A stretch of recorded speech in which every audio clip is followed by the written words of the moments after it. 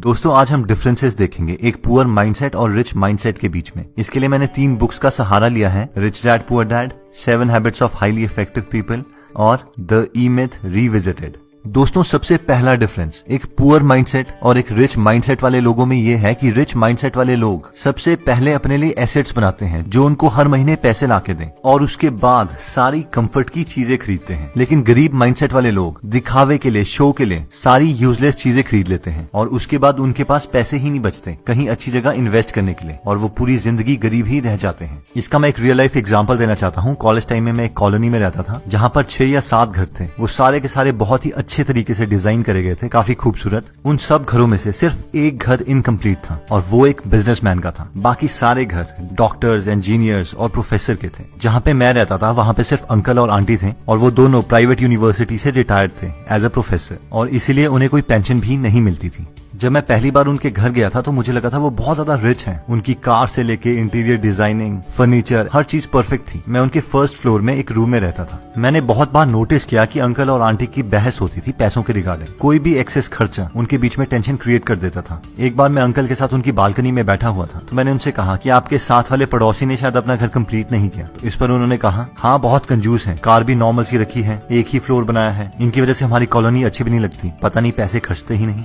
थोड़े महीनों के बाद मैं वहां से शिफ्ट हो गया था तो एक बार मुझे अंकल का कॉल आया और उन्होंने कहा कि अगर आपका कोई फ्रेंड है पीजी के लिए तो हमारे पास यहाँ पे वैकेंसी है, आप रेकमेंड कर दीजिएगा। मैंने कहा ओके अंकल। लेकिन मुझे ये बात अजीब लगी कि उन्होंने अगले ही दिन मुझे दोबारा कॉल कर दिया और उन्होंने मुझसे कहा कि क्या आपने किसी फ्रेंड से पूछा? तो मैंने कहा हाँ, लेकिन वो कह रहे हैं कि आपका पीजी काफी कॉस्टली है। तो उन्होंने कहा कि वो तो होगा ही, हम इतनी फैसिलिटीज जो प्रोवाइड कर रहे हैं। और फिर नेक्स्ट डे उनकी दोबारा कॉल आ गई और उन्होंने मुझसे कहा कि हम अपना प्राइस कम करने के लिए तैयार है, आप उन्हें यहाँ पे भेज दीजिए। लेकिन एक्चुअल में मेरे फ्रेंड्स के लिए वो प्राइस भी ज्यादा था और वो वहां नहीं गए। जब मैंने ये पूरी स्टोरी को रिच डैड पुअर डैड की थियोरी के साथ कंपेयर किया तो मैंने ऑब्जर्व किया कि 1 सिर्फ वहाँ पे एक बिजनेसमैन का ही घर था जिसका एक फ्लोर बना हुआ था और 1-1.5 साल के बाद वही घर उस पूरी कॉलोनी में सबसे बड़ा था। उन्होंने 3 फ्लोर्स बना दिए थे और वो बहुत ही सुंदर बनाया था। सेकंड, अंकल ने होंडा सिटी रखी हुई थी लेकिन वो ट्रेवल स्कूटर में करते थे। हो सकता है वो अपने पैसे बचाने के लिए करते हों, लेकिन मैं ये जानता था कि बाहर से बेशक वो बहुत अमीर दिख रहे हों, अंदर से उन्हें पैसों की कमी थी जिसकी वजह से उनके और उनके वाइफ के बीच में बहस भी होती थी।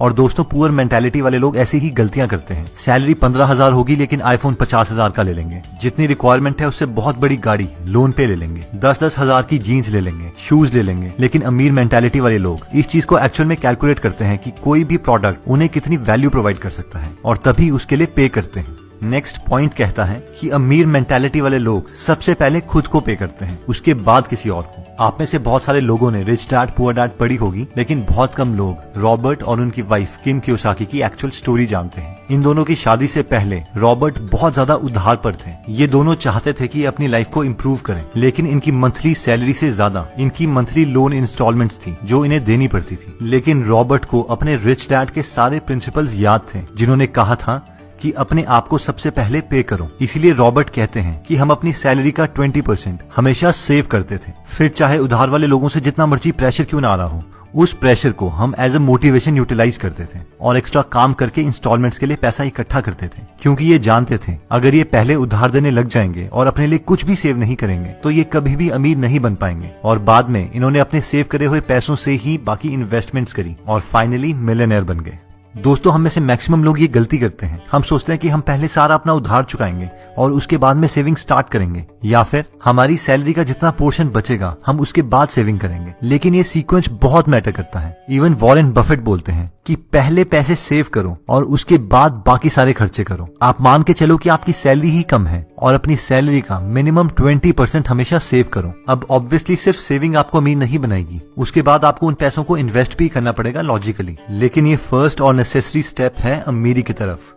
नेक्स्ट पॉइंट कहता है कि अमीर मेंटालिटी वाले लोग अपने स्किल्स को पूरी जिंदगी भर इम्प्रूव करते रहते हैं। इसी प्रिंसिपल को 7 habits of highly effective people book में शार्पन द सॉ के नाम से बताया गया है। क्या आपने कभी ये नोटिस किया है कि बहुत कॉस्टली प्रोडक्ट्स की एडवर्टाइजमेंट कभी भी टीवी में नहीं दिखाई जाती? कभी भी फरारी वाले आपको टीवी में एडवर्टाइज करके ये नहीं बोलेंगे कि आप उनसे फरारी खरीद लो। ना ही कोई हेलीकॉप्टर की कंपनी या प्राइवेट जेट की कंपनी आपको अपना प्रोडक्ट दिखाने के लिए पैसे खर्च करेगी। लेकिन अब सवाल आता है कि ऐसा क्यों है? मैक्सिमम पॉपुलेशन तो टीवी ही देखती है। ऐसा इसलिए है क्योंकि ये लोग जानते हैं कि जो लोग इन प्रोडक्ट्स को एक्चुअल में खरीद सकते हैं वो अपना टाइम टेलीविजन में वेस्ट नहीं करते। ज्यादातर मिडिल क्लास मेंटालिटी वाले लोग graduation, post graduation, PhD, post doc कर चुके हैं, इसलिए वो सोचते हैं कि वो रेस्ट डिजर्व करते हैं और उन्हें कुछ नया सीखने की जरूरत नहीं है, और वो आराम से जॉब के बाद घर में आते हैं और टीवी देख के अपने को रिलैक्स करते हैं, क्योंकि वो सोचते हैं वो इस चीज को डिजर्व करते हैं। वैसे ही कहीं मिडिल क्लास बिजनेसमैन घर में आके आराम से सीरियल्स देखते हैं। नई चीजें सीखना उनके दिमाग में प्रेशर क्रिएट करता है, लेकिन रिच मेंटालिटी वाले लोग ये जानते हैं कि उन्हें अपनी स्किल्स पूरी जिंदगी भर इंप्रूव करते रहनी है। नई चीजें सीखना उनका पैशन है, ये चीज ही उन्हें रिलैक्स करती है। अगर हम बिल गेट्स का एग्जांपल लें तो वो माइक्रोसॉफ्ट से रिटायरमेंट ले चुके हैं, वो एक बिलियनर है, उन्हें कुछ करने की जरूरत नहीं है, लेकिन फिर भी वो हर वक्त कोई ना कोई बुक पढ़ते हैं और अपनी सारी बुक्स के नोट्स अपनी वेबसाइट gatesnotes.com में डालते हैं। ये एक रिच मेंटालिटी का परफेक्ट एग्जाम्पल है, क्योंकि रिटायरमेंट के बावजूद बिल गेट्स अपनी वाइफ मेलिंडा के साथ एक फाउंडेशन चलाते हैं, जिससे वो पूरी दुनिया की हेल्थ से रिलेटेड प्रॉब्लम्स में कंट्रीब्यूट कर रहे हैं। हम में से बहुत कम लोग जानते हैं, लेकिन इंडिया के हेल्थ प्रोग्राम्स में इनकी फाउंडेशन ने बहुत ज्यादा कंट्रीब्यूशन किया है। दोस्तों, नेक्स्ट पॉइंट कहता है कि आउटसोर्स।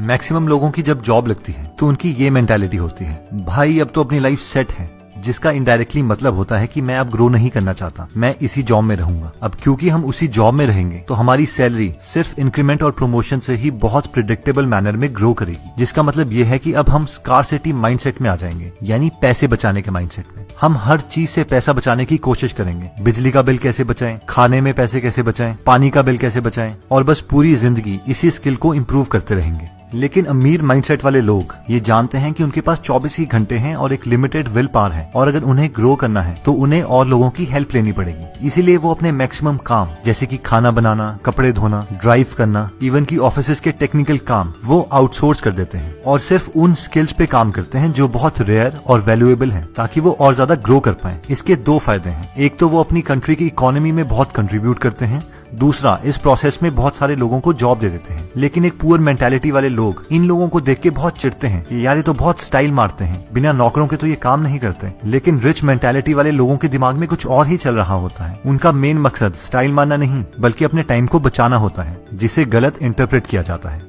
अब दोस्तों, इसका मतलब ये भी नहीं है कि आप सारे काम को आउटसोर्स कर दो और बाद में घर में बैठ के दोबारा से टीवी ही देखो। इसका मतलब सिर्फ ये है कि अगर आप ग्रो कर रहे हो और अगर आपको और लोगों की हेल्प चाहिए तो आप अपनी ग्रोथ को रोकोगे नहीं और हिचकिचाओगे नहीं, और इसीलिए कामों को आउटसोर्स कर दोगे। दोस्तों, नेक्स्ट पॉइंट कहता है कि think win win. Human psychology को समझने के लिए रिसर्चर्स ने एक एक्सपेरिमेंट किया। उन्होंने दो लोग जो एक दूसरे को नहीं जानते थे, उन्हें एक कमरे में बिठाया और टेबल पर $100 रख दिए।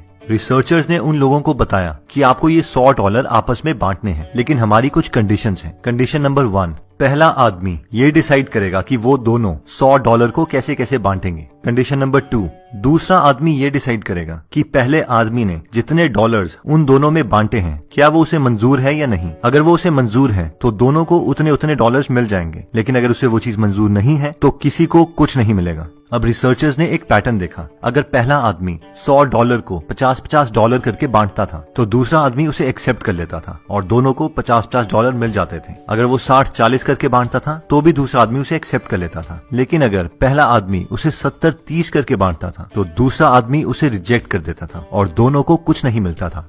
यानी ह्यूमन इमोशंस का टिपिंग पॉइंट 70-30 था। रिसर्चर्स ने ये एक्सपेरिमेंट बहुत लोगों में रिपीट किया, लेकिन ये नंबर 70-30 के आसपास ही आ रहा था। उसके बाद उन्हें लगा शायद $100 डेवलप्ड कंट्रीज के लिए कम है, इसलिए वो डेवलपिंग कंट्रीज गए और उन्हें भी सेम ही ऑफर दिया, लेकिन उसके बावजूद रिजल्ट्स सेम रहे। अगर आप दूसरे आदमी होते तो आपका भी यही डिसीजन होता कि पहले आदमी ने अपने को 70 क्यों दिए और मुझे सिर्फ $30, इसलिए मैं भी उसे 70 क्यों लेने दूं। और शायद आप इमोशनली ठीक भी होते, लेकिन अगर हम इसे लॉजिकली देखें तो आपको वैसे भी कुछ नहीं मिल रहा था। आपको सिर्फ हाँ बोलनी थी और आपको वो डॉलर्स मिल जाते। लेकिन मैक्सिमम लोग इस डील को ना ही बोलते हैं, और ये पुअर माइंडसेट वाले लोगों की साइकोलॉजी है, जहाँ पे जेलेसी, चिढ़, कॉम्पिटिशन जैसे इमोशंस हैं। लेकिन एक रिच माइंडसेट वाले लोग हमेशा अपना दिमाग यूज करके कोई ना कोई ऐसा मेथड निकाल देते हैं जिससे दोनों का फायदा हो सके। वो विन विन में बिलीव करते हैं। विन लूज या लूज लूज वाली डील्स वो नहीं करते। इवन विन विन सिचुएशन में अगर उन्हें कम परसेंटेज भी मिल रही हो, फिर भी वो उस डील को कर लेंगे, क्योंकि वो जानते हैं कि वो हजारों ऐसी अपॉर्चुनिटीज और क्रिएट कर देंगे और अपने लिए और बाकियों के लिए भी एक अच्छा प्रॉफिट कमा देंगे।